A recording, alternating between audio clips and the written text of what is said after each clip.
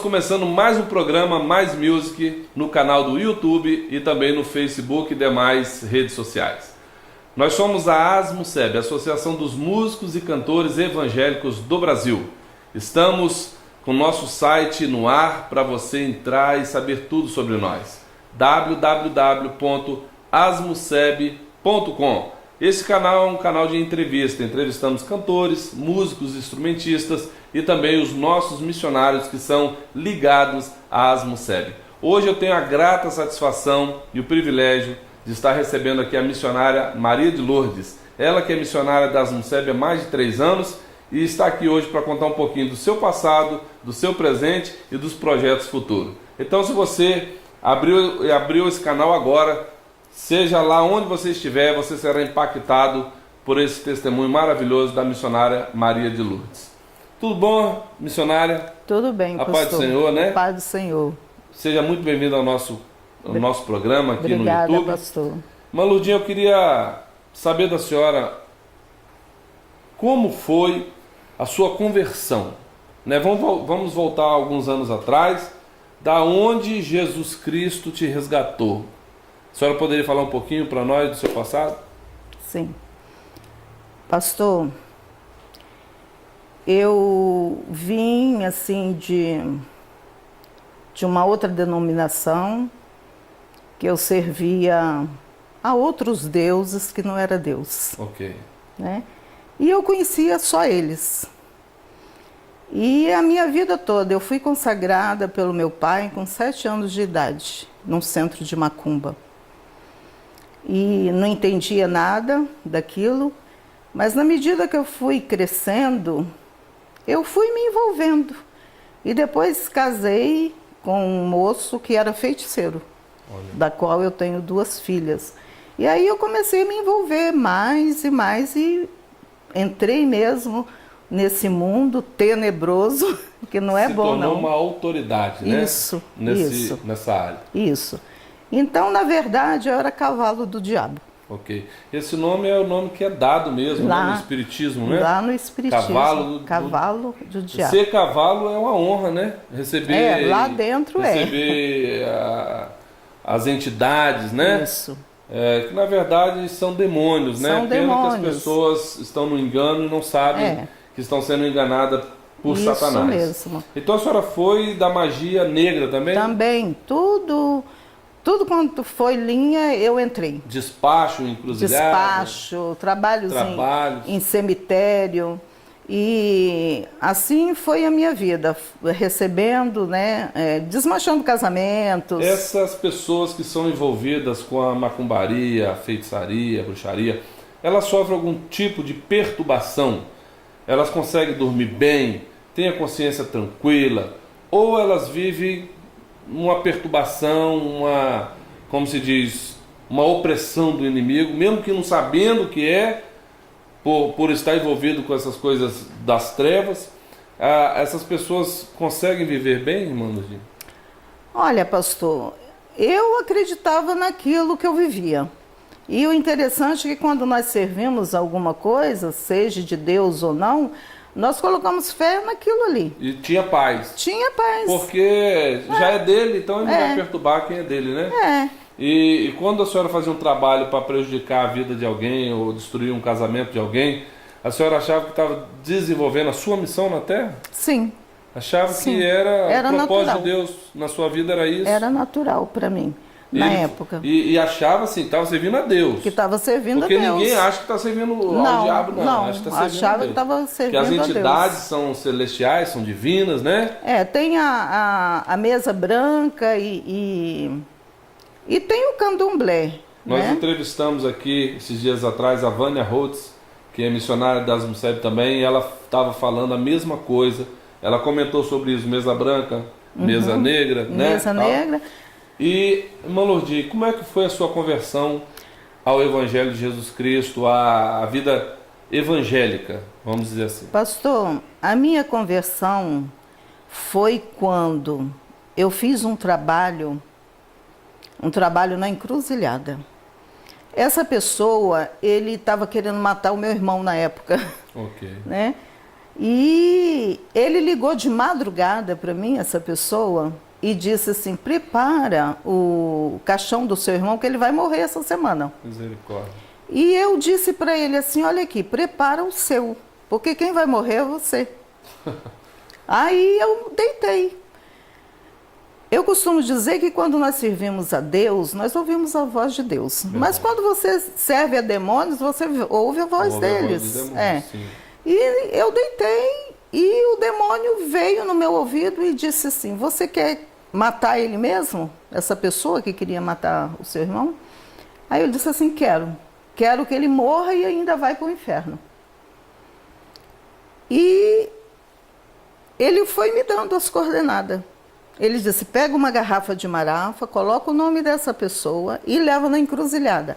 E o interessante, pastor, que eu ia para o cemitério sozinha fazer os despachos. Não sentia medo de nada? Não tinha medo.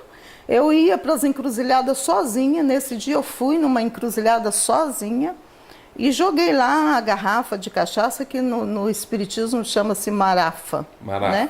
Com o nome dentro. E joguei lá. Quebrou a garrafa.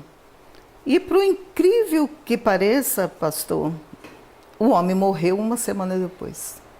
Tá vendo aí, irmãos? Vocês que estão nos assistindo, como é sério essa questão e muitas pessoas ignoram, não levam a sério. É verdade, pastor. Até zombam, né? Zombam. Mas do mesmo jeito que os anjos de Deus trabalham em favor dos servos do Senhor, a Bíblia diz que ao nosso redor estão os anjos, mas há um demônio bramando como leão, esperando você dar uma brecha, uma oportunidade para ele entrar e destruir totalmente a sua vida. É verdade. E concluindo, como é que foi então a sua conversão? Sim, aí essa morte saiu no jornal. Quando eu comprei o jornal que eu li, pastor, me deu uma dor no meu coração naquele dia. E eu comecei a sentir remorso. E aí eu fiz um propósito, que eu comecei a ficar com raiva daqueles demônios, porque eles apareciam para mim, me acusando, você matou o homem, você matou o homem. Então eu fiquei assim zangada com aqueles demônios e eu falei assim, olha aqui, eu lembro que eu usei essa palavra, capetada, nunca mais eu vou querer te servir. Eu disse não para o diabo. Olha, e a questão dos pactos, das alianças, e eles aceitaram a senhora quebrar com eles essa aliança? Pois é, pastor, aí é que veio os problemas. Eu comecei a ter retaliações, né? Eu comecei a ter assim problemas de saúde. Passei a ter problemas de saúde e comecei a ter faltas de ar e aqueles demônios apareciam para mim à noite. E eu comecei a ficar muito perturbada. Aí eu comecei a ficar perturbada. E chegou um dia que eu tive que ir para o médico. E quando eu cheguei no médico, o médico fez todos os meus exames e foi constatado que eu estava com um problema sério no coração. E na minha família não tem ninguém. Não tem ninguém com problema no coração. Eles tentando te matar. Isso. E eu fiz tratamento durante 3 anos. E não melhorava. Eu fiquei toda inchada, as minhas juntas doíam, a minha pressão era muito alta e eu fiquei muito ruim mesmo. E até... Não, aí o médico resolveu me operar. E isso há 25 anos atrás, assim, não tinha os recursos que tem hoje, né? E eu fiquei preocupada, porque eu tinha 10% de chance de sobreviver. Eu pude ver que eu estava ali servindo de cobaia, porque não tinha, a medicina não estava como hoje. E aí começou a me dar medo. Pela primeira vez eu comecei a ter medo, muito medo. Eu tinha medo de morrer, né? E deixar minhas filhas ainda que estudavam e tudo. E eu fiquei apavorada. E o médico, ele disse assim, olha, dona Maria, nós vamos marcar a sua cirurgia. Eu falei, não, mas eu não quero, doutor. Ele disse assim, não, mas de repente a senhora tem uma chance de sobreviver mais. Eu disse assim, então eu vou pensar. Aí eu entrei em pânico e numa madrugada, que eu já nem dormia deitada mais, porque eu tinha a pressão muito alta, eu dormia sentada com um monte de almofada atrás e pela primeira vez eu clamei por Deus. Olha só. Eu lembrei de Deus. Glória a Deus. E eu gritei. Eu lembro que eu, assim, com medo de morrer, com medo de fazer aquela operação, aí eu gritei, mas eu gritei com todas as minhas forças. Eu falei assim, Deus, Deus, Deus, se tu existe, falei para ele, se tu existe, o Senhor vai me tirar dessa. Eu não quero morrer, mas também não quero fazer a operação, né? E chorei muito. Okay. Chorei. E depois que eu chorei muito, eu caí num sono. E quando eu acordei de manhã, eu acordei assim, mais esperançosa, sabe? Alguma coisa estava mudando ali, tinha mudado. Eu tinha um disco, que era disco ainda, okay, de um louvor, de um coral que tinham me dado, mas eu nunca tinha colocado aquilo. Eu lembrei. Olha. E coloquei ele para tocar. E eu senti que aquela música, né, foi me acalmando, era gostosa, já estava sendo assim suave aos meus ouvidos.